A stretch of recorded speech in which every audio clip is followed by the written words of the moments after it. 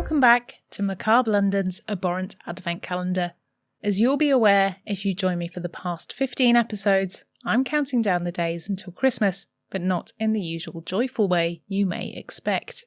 Instead, I'll be telling you 24 gruesome stories until we hit Christmas Day, when you'll receive a full-length episode of Macabre London as your hideous Christmas present from me to you. Under door number 16, we learned about a pesky satanic Sasquatch who can trick you in a multitude of ways, but all of which lead to your demise.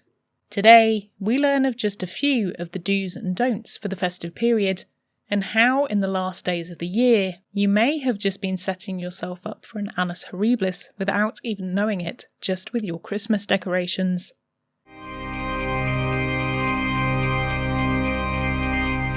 Ho, ho, ho.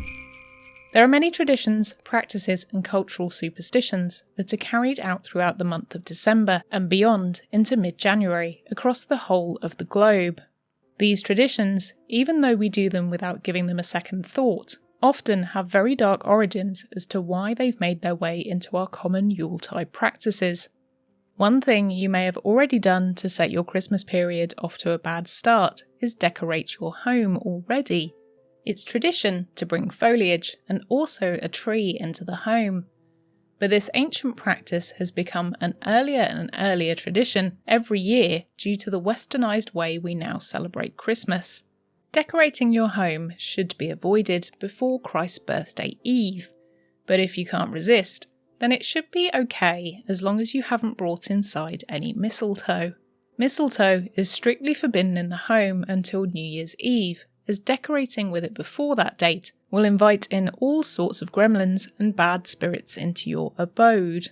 Mistletoe has the power to protect against evil spirits, lightning strikes, and is said to make your house protected from anyone trying to hit you with a year-long bad luck curse. However, place it inside your home before the 31st of December, and you could invite in all the things it's capable of repelling.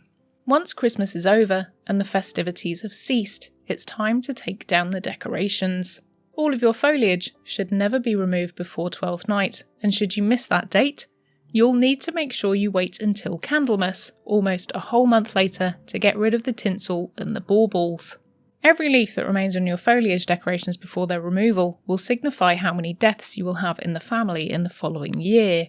You may think you'll be able to curb the encroaching threat of your own mortality by burning the deceased shrubbery. However, you're not in luck, as if you do decide to burn the branches, you too could suffer the same fate, or even worse, carry death with you until the following Christmas celebrations at the end of the year. The removal of the Christmas tree can also bring the same amount of hideous happenings, and should be taken out of the house as quickly and simply as possible to make sure it contains all of its demons. A Christmas tree should never be taken out through the same door it entered in through, as it symbolises a coffin being taken out of the home, and the tree should never be cut up indoors, as it will release all of its trapped Christmas demons from within. You should also be very careful to remove any dropped pine needles from your home, as any spiky sock botherers it drops onto the floor during its extrication through the house symbolises the amount of hardships you will endure in the year to come. For more greenery issues you can invite into your home, try placing some holly in your household. The spiky leaves are said to remind the decorator of Christ's later sacrifice on the cross, representing the crown of thorns bedecked with droplets of blood in the form of the red berries it possesses, a reminder that those in the home should commit no sin over the Christmas period, or else they may also suffer a similar fate.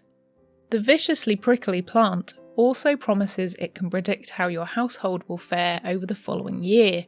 If you harvest the spiky kind, then the men will rule the home, and if you pick the flat-leafed kind, it will usher in a year of female reign over your abode. Depending on how likely you are to get your own way in your own home, you may wish to be the one responsible for the holly picking, or if you require a more harmonious balance, then it's suggested to pick some of each variety. Ivy, when paired with holly, is said to calm down its more mischievous tendencies, threatening to bring the picker bad luck, lightning, and even witches to your door. Ivy can be neutralised when surrounded by its spiky counterpart, stopping the demons from leaving its tendrils. Should you wish to carry out some divination to see how your following year may pan out, then you can place an ivy leaf into a bowl of water and leave it on your windowsill overnight. Should it remain unchanged, then your year ahead will be nothing spectacular, but not bothersome. Should the leaf replenish and become greener and healthier looking, then your year ahead will be prosperous, and if it shrivels or develops black spots, you're set for a year of bad health and bad luck. One thing which will bring you bad health and bad luck is if you don't treat all of these plants with the respect they deserve. Ivy in England can cause allergic reactions, and in the USA, poison ivy can cause a rash and severe skin irritation. All of these plants are also poisonous to pets, so if you have any, I would suggest not bringing them into your home or taking great caution if you do, as sitting in hospital or at the emergency vets over Christmas is very bad luck indeed.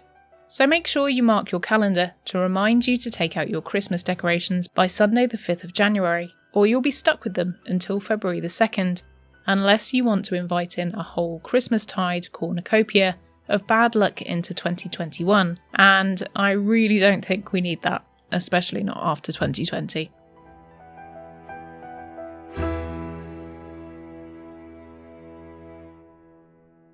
Thank you for joining me for door number 16 of the Macabre London Abhorrent Advent Calendar. What do you think about these decoration superstitions? Do you think there's any reasoning behind them? Do you have any Christmas superstitions yourself? Let me know in the comments below, or on my social media if you're listening to the podcast. I'll be back tomorrow with door number 17, so make sure you join me then.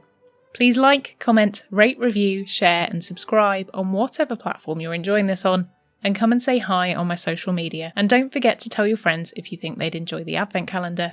If you'd like to help support the show, then you can do so by signing up to my Patreon, buying a gift from the Amazon wishlist, or making a one-off donation via the Acast supporter link. The links for all of these are in the show notes and description, and a huge thanks to all of our patrons.